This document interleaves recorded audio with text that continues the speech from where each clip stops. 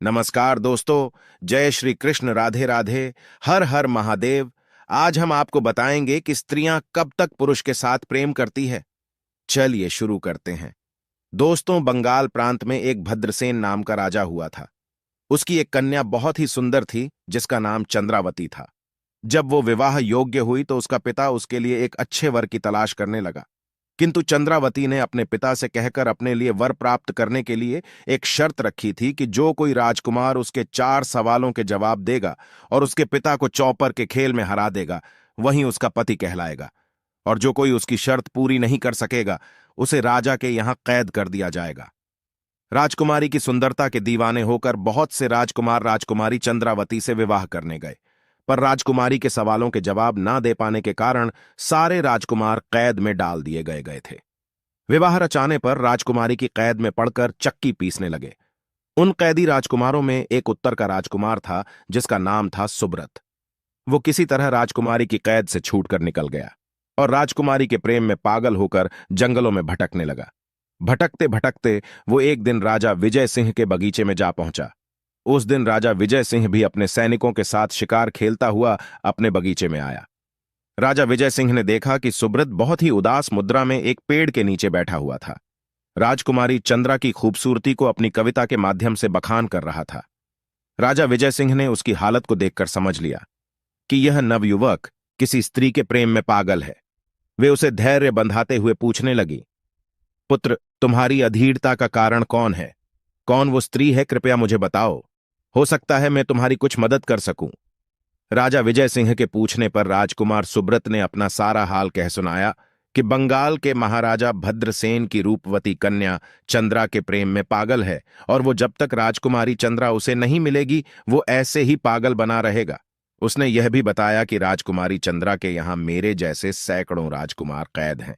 उन्हीं कैदियों में एक मैं भी था जो किसी तरह से वहां से भाग आया। उस राजकुमारी से विवाह करने जो भी पुरुष जाता है वो उससे 4 प्रश्न पूछती है और जो उसके सवालों के जवाब नहीं दे पाता है, राजकुमारी चंद्रा उसे कैद कर लेती है। राजकुमार सुब्रत की बात सुनकर राजा विजय सिंह कहते हैं, हे कुमार सुब्रत, मैं तुम्हारा दुख दूर करने का प्रयास करूंगा। ये राजा विजय सिंह गुरु गोरखनाथ के चेला थे। उनके पास एक हीरामन नाम का तोता था।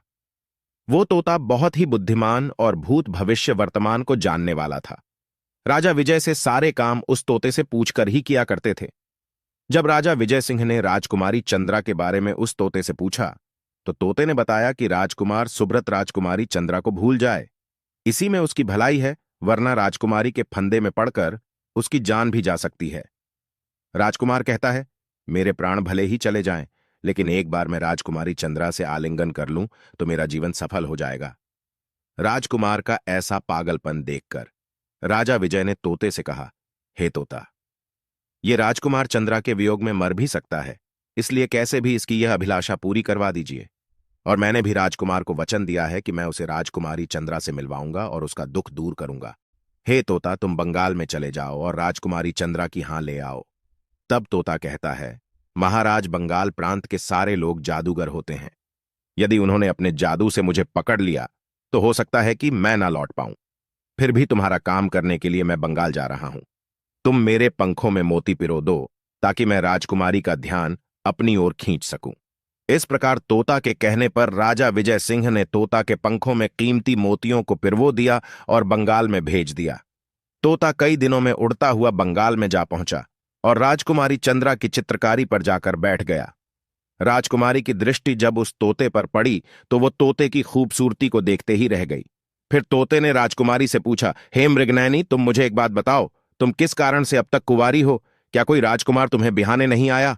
तोते की ऐसी बात सुनकर राजकुमारी ने सोचा, ये तोता जरूर कोई राजा का बेटा है। ये तोते का रूप बनाकर मेरा भेद लेने आया है। मैं इसे बातों में बहला फुसलाकर कैद कर लेती हूं। यही सोचकर राजकुमारी ने तोते की बात का जवाब देते हुए कहा, तोता, विवाह करना तो मैं चाहती हूं।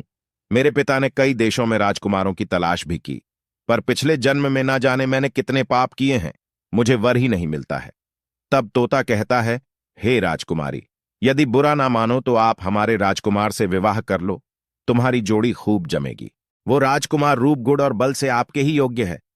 राजकुमारी मीठी मीठी बातों में तोता से कहती हैं कि तोता, यदि ऐसी बात है तो तू मेरा विवाह करवा दे, ले ये मेरी अंगूठी ले जा और अपने राजा को दे देना। तोता जैसे ही अंगूठी लेने के लिए उसके पास पहुंचा, उसने झट से तोते को पकड़ लिया। राजकुमारी हाथ में छुरी लेकर तोते को मारने को हुई तो तोता बात बनाकर बोला, ऐ नादान राजकुमारी, तुझे मुझे मारकर भला क्या मिलेगा? अगर तू मुझे जीवित रखती है तो मैं तुझे गुरु गोरखनाथ से सीखी हुई संजीवनी विद्या तुझे सिखा सकता हूं। आजमाइश करने के लिए तुम मुझे मारकर उस विद्या से मुझे जीवित कर लेना। मृत संजीवनी विद्या सीखने का लालच राजकुमारी के मन में आ गया। तब तोते से बोली, ये विद्या मुझे अभी सीखा दो तो मैं तुझे अभयदान दे दूंगी। तोता कहता है, राजकुमारी चंद्रा, मैं अपनी विद्या हमेशा अकेले में सिखाता हूं। तुम अपने सेवकों को, अपनी दासियों को महल से बाहर भेज दो और मुझे अपने हाथों से आजाद करो। मैं तुम्हारे कान में मंत्र पढ़ूंगा, उसे ध्यान से सुन लेना, तुम विद्या सीख जाओगी। राजकुमारी चंद्रा भी विद्या सीखने के लालच में तोता की बातों में आ गई। उसने अपने सेवकों को भी महल से निकाल दिया और मंत्र बताने के लिए तोते को भी आजाद कर दिया। तोता अपनी चोंच राजकुमारी के कान तक ले गया और उसने राजकुमारी चंद्रा के गाल में ऐसी चोंच का प्रहार किया कि उसके गाल से रक्त बहने लगा।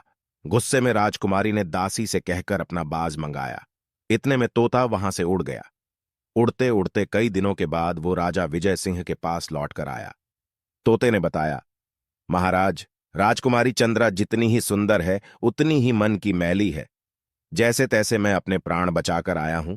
विजय सिंह ने सोचा, चलो जो भी है, मैंने राजकुमार सुब्रत को वचन दिया है, मैं उसे निभाऊंगा। आगे वह उसे पाकर खुश रहे या दुखी रहे, मुझे इससे कोई मतलब नहीं। इतना कहकर राजा विजय सिंह राजकुमारी चंद्रा के यहां चल दिया। कुछ दिनों के बाद जब वो बंगाल में पहुंचा तो उसने राजकुमारी से सवाल पूछने को कहा। राजकुमारी ने राजा विजय सिंह को अपनी शर्त सुनाई कि प्रश्नों के जवाब न देने पर मैं बंदी बनाकर उसे अपने यहां कैद में डाल देती हूं। राजा विजय सिंह बोले, मुझे तुम्हारी शर्त मंजूर है। और फिर राजकुमारी ने अपने प्रश्न पूछे और राजा ने सारे उत्तर दे दिए। तब राजकुमारी राजा विजय सिंह से विवाह करने के लिए राजी हो गई। तब राजा विजय सिंह कहते हैं, राजकुमारी, मैंने तुम्हारी शर्त अपने लिए पूरी नहीं की। तुम तो मेरे लिए बेटी के समान हो। मैं तुम्हारा विवाह राजकुमार सुब्रत से कराऊंगा, जो तुम्हारे प्रेम में अपना राजपाट छोड़कर जंगलों में पागलों की तरह भटक रहा है। इस प्रकार राजा विजय सिंह ने सुब्रत का विवाह राजकुमारी चंद्रा से करा दिया। विजय सिंह तो अपने नगर को लौट गए, पर राजकुमार सुब्रत अपनी रानी चंद्रा के साथ वहीं रहने लगा। काफी दिन तक ससुराल में रहता रहा और एक दिन अपने ससुर से विदा लेकर जहाज पर सवार होकर अपने वतन को लौट रहा था। रास्ते में भयंकर तूफान में जहाज पलट गया। राजकुमार सुब्रत एक तख्ते पर उछलता किनारे पर जा पहुंचा। उधर उसकी पत्नी चंद्रा भी उससे बिछड़कर एक वनों की नगरी में जा लगी और लोगों ने उसका सारा माल जेवर लूट लिया और उसे छौट ढांच दिया। राजकुमारी चंद्रा भूखी प्यासी कई दिन तक जंगलों में भटकती रही। उसी जंगल में चित्रकेतु नाम का एक राजकुमार शिकार खेलने आया था। राजकुमारी चंद्रा को देखकर वो उस पर मोहित हो गया। राजकुमारी चंद्रा भी उसकी सुंदरता पर मोहित हो गई। उसे अपने पति का तनिक भी ख्याल नहीं आया। वो राजकुमार चित्रकेतु के साथ उसके यहां रहने लगी। उधर राजकुमार सुब्रत अपनी स्त्री को खोजता हुआ कई दिनों के बाद चित्रकेतु के नगर में पहुंचा। वहां एक कुएं पर कुछ पनिहारी स्त्रियां पानी भर रही थीं और वो कह रही थी कि राजकुमार समुद्र के किनारे से किसी सुंदर राजकुमारी को लाया है, जो अपने बगीचे में बने महल में रखता है। सुब्रत सौदागर के बगीचे में पहुंच गया, जहां उसकी मुलाकात उसकी पत्नी चंद्रा से हुई। उसने तो सोचा था कि इतने दिनों के बाद मिले हैं, देखेगी तो लिपटकर रोने लगेगी, पर उसने तो उसे देखते ही मुंह फेर लिया, सुब्रत को पहचानने से इनकार कर दिया और कहा कि वो यहां से चला जाए, वरना उसका पति आ गया तो उसे जीवित नहीं छोड़ेगा। अपनी प्राण प्यारी के मुख से ऐसे शब्द सुनकर राजकुमार सुब्रत सन्न रह गया।